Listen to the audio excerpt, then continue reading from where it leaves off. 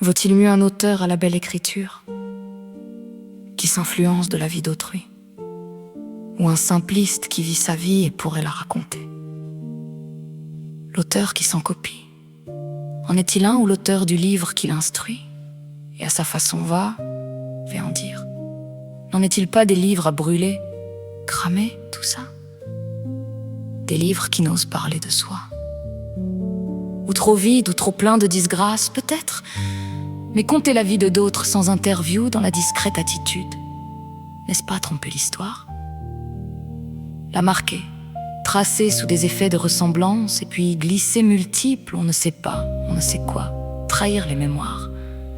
Quand on ne sait pas, on dit d'après X. On peut même y ajouter fictif, ou s'appuie sur dans le genre. De plus, les jalousies, envies, les honneurs que l'on veut pour soi, l'argent, pleurons certains pour leur peuple même, mais toujours en forme copiste, tricheur, floueur, faisant du modèle un martyr. Comment se pourrait société se porter mieux dans toutes ces impolitesses? Ils ne sont pires à dire en les mots. Vous reprendrez ça avec le tout que ne savaient vilenie des poètes qui, avec peu de cœur et surtout un peu beaucoup voleurs, plutôt que de rester juste et droit en leurs vers. Et les mots parlent là, entre autres, même dans les cerveaux et fleurs. Je redis juste et droite fera bien sa part en droit. Je vous le dis, je reprends. Vous êtes une misère au monde, votre façon est coupable, c'est clair, vous entendez bien là. Eh oh, l'écho, écho, avec vos histoires de et en tout genre, peu pas reconnaissant, capable de marcher au devant de vos victimes. Leur serreriez-vous la main, simplement même, car de ci, de là, quelque part, tous vos vers à un moment donné parlent de la misère.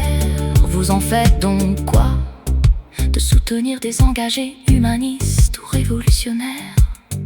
Vous les hauts gradés de l'éloquence, non mais quand même, retombez sur terre, de là où vous êtes nés et sans doute resterez. Sinon, il va falloir et de loin vous relever, haut et droit en toute fierté, propre jusqu'au moindre bouton.